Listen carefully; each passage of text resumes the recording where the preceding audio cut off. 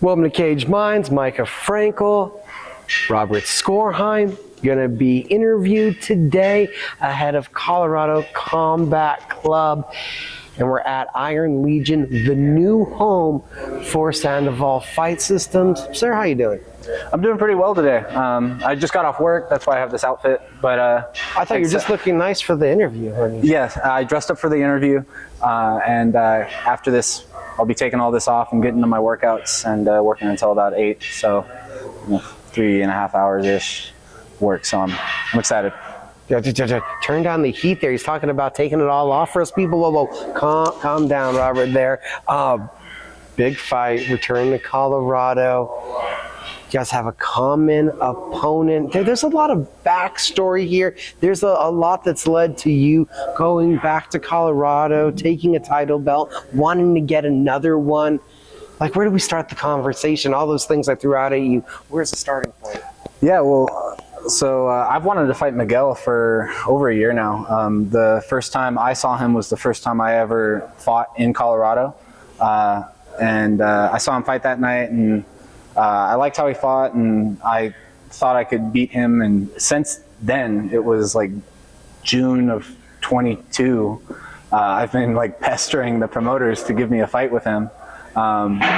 There was one fight for the title that they ended up giving to Tarpley, who is the only guy I've lost to and the only guy that Miguel has lost to. And so, after he lost to Tarpley, kind of lost some interest in that, wasn't really too interested in it. Then I got to fight Tarpley, and I did strip him of his belt. I stripped him of his belt, but I didn't win. So right after that, Miguel fought the same night and had a super great fight, a war with another fighter out there. And as soon as I saw that, and I wasn't thinking about fighting him right then because I had to fight Tarpley the fight after him. And as soon as I lost to Tarpley, I was thinking, oh man, like this is the perfect matchup. We had the same record at that point. We were both 4-1. And then, I came home and I got a short notice fight because my buddy Greg Allen had to pull out of a fight that he had going because he broke his orbital bone. So my coach threw me in there as a replacement. The night before that fight, Miguel also fought, and he won the title back. It was a vacant title because Nick Tarpley didn't make weight when he was fighting me. So it was a vacant title, and he got the title back off of like a really close decision against the jiu-jitsu guy where Miguel just fought, and I went into my fight the next day and just like submitted the guy in a minute because I knew I could, and he didn't have a lot of jiu-jitsu, so I just went in and played the jiu-jitsu game. But I think you're kind of underselling that. I just went in there and, took a fight up a weight class, couple days notice, submitted him in a few minutes, little accomplishment. Yeah, well, I'll tell you, if I'm fighting somebody who doesn't have any jiu-jitsu or doesn't have a lot of jiu-jitsu, or, has 2-3 years of jiu-jitsu, they're in trouble because, like, I'm really, really, really fucking good at jiu-jitsu. So I play the fights where I know I can win them, and I knew a little bit about my last opponent before I fought him, and I knew he wasn't amazing at jiu-jitsu, so I wasn't nervous at all. But he was a good striker, so I decided, just take him down and submit him. And I mean, it was as easy as that. It really wasn't that complicated. The thing about Miguel, though, is he's pretty good at jiu-jitsu, so I can't really rely on submitting him. And, right, I saw a guillotine choke in one of his recent wins. Yeah, he got a guillotine against some wrestler kid who really, I wouldn't say that kid was great at jiu-jitsu either, but he was good at wrestling. But he tried to take Miguel down and got a guillotine. What really impressed me, though, is I can't remember the name of his opponent, but the same night I fought Tarpley, Miguel fought this tall black dude. I can't really remember his name, but he got dropped in the first round by that guy. And the guy slapped in a rear naked choke, and I was watching that thinking, like, oh, man, like, he's fucked. That rear naked choke is all the way in.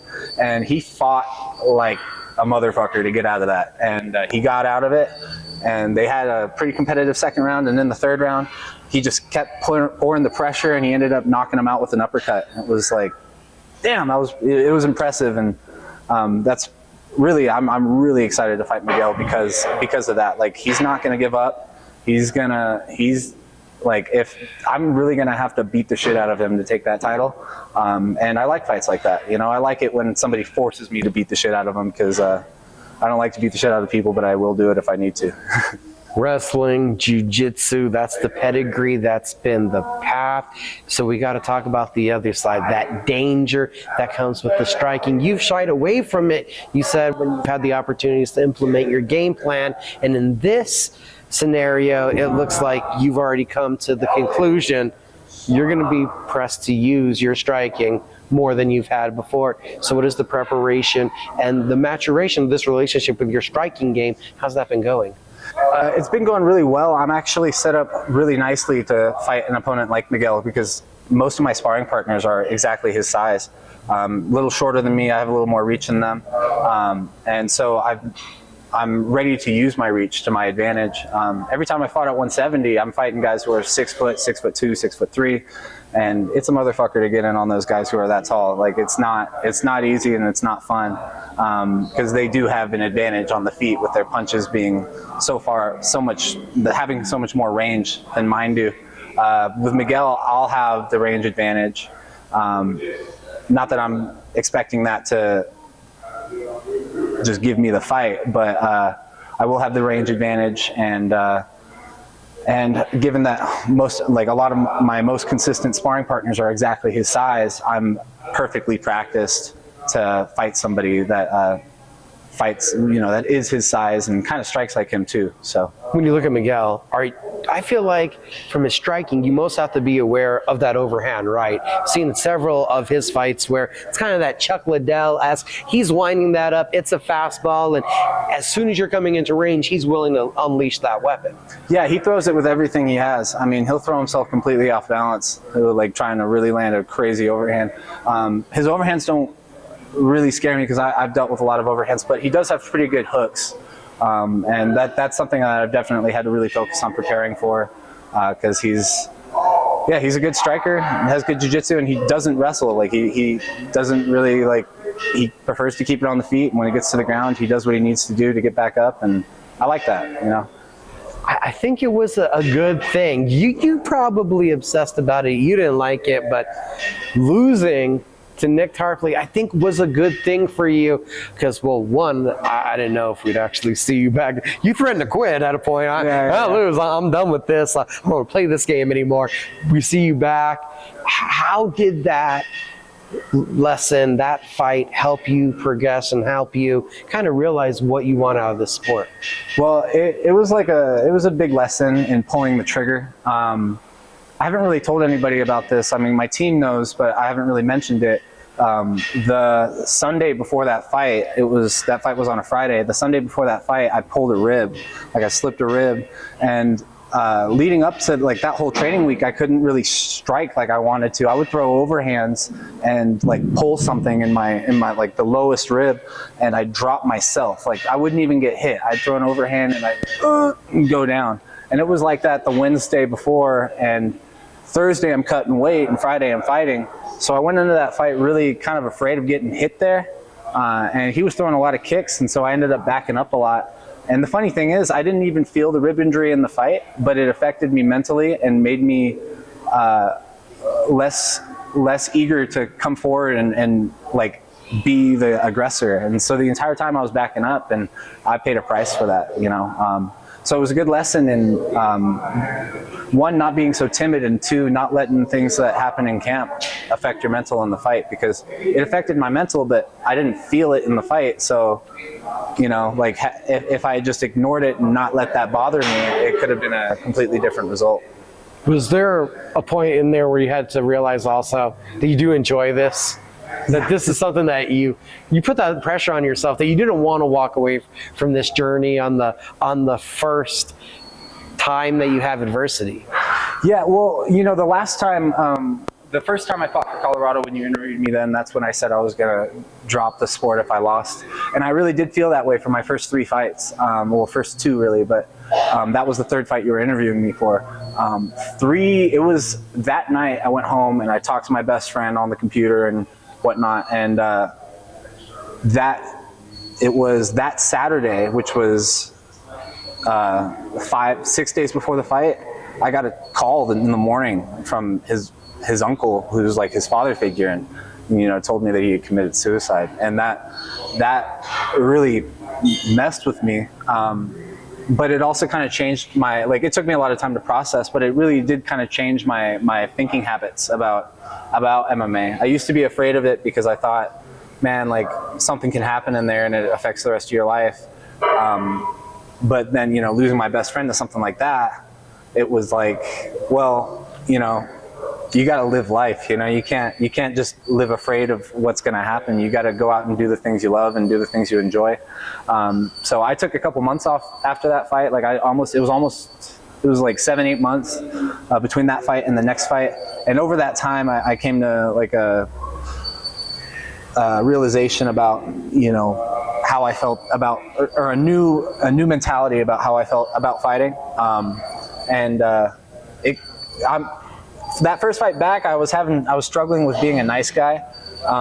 And even in that fight with Tarpley, I was struggling with being a nice guy because I was standing across the cage from him and I always give this death stare.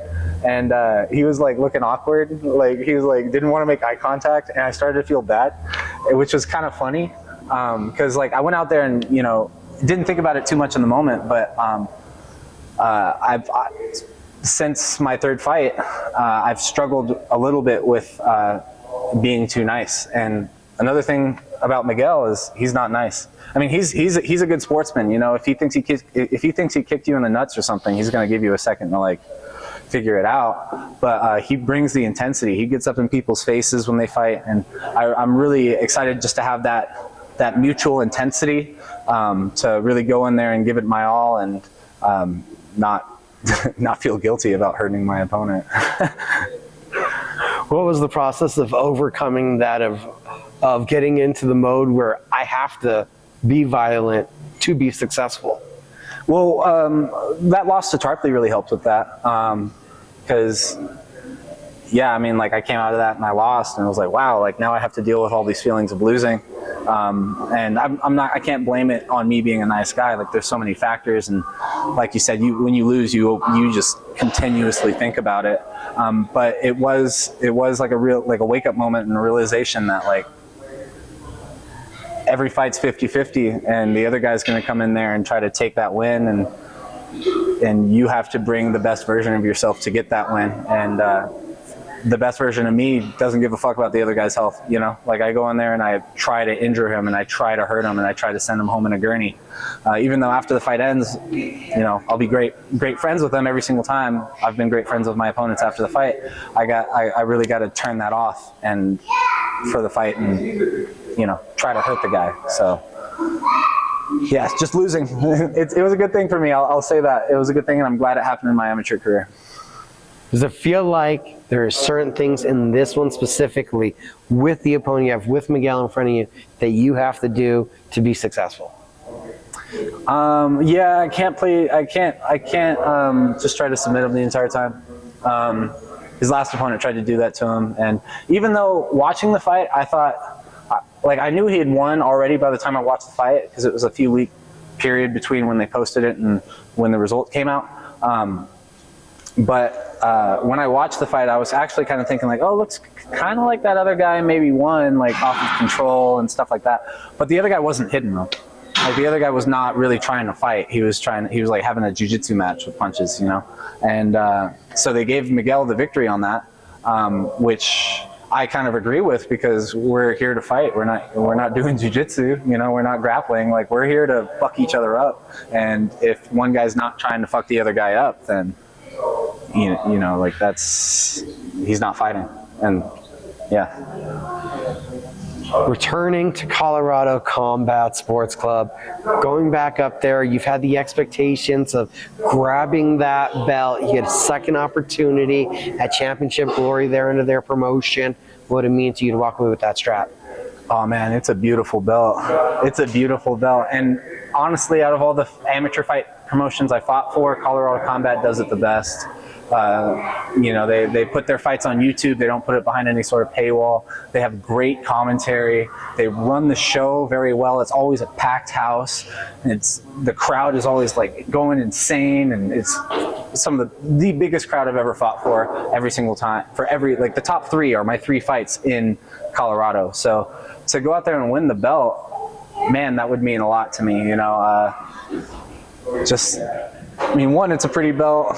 Two, it's a big crowd. And three, it's my favorite promotion. So, yeah, it would mean a ton. And it would be the first time I've ever won a belt at 155. The only other belt I've won was at 170. So, yeah, get a belt at 155, and then, I don't know, maybe go to 45, win a belt there, and then go pro. I don't know. We'll figure it out after the fight. Wait, you think 45 is a possibility? It's possible. It's not easy. It's not fun. But if you're paying, this is like a thought for a pro career. Like if I'm getting paid thousands of dollars to fight, I can cut to 45. Doing it for free though, I might do it once just to see if I can make it and see how I feel in a fight. But yeah, I could see myself making 145 for a pro career. Robert Skorheim. A lot's changed, a lot's staying the same, a lot's evolving. What should the fans expect when they see you back in Colorado? Oh man, this is going to be the most violent fight I've ever had, and it's going to be an entertaining one. I can't really give a lot away about exactly what you're going to see because I don't want to release my game plan or anything like that. But just know it's going to be the most entertaining fight I've ever had, and I'm super excited to go out there and deliver.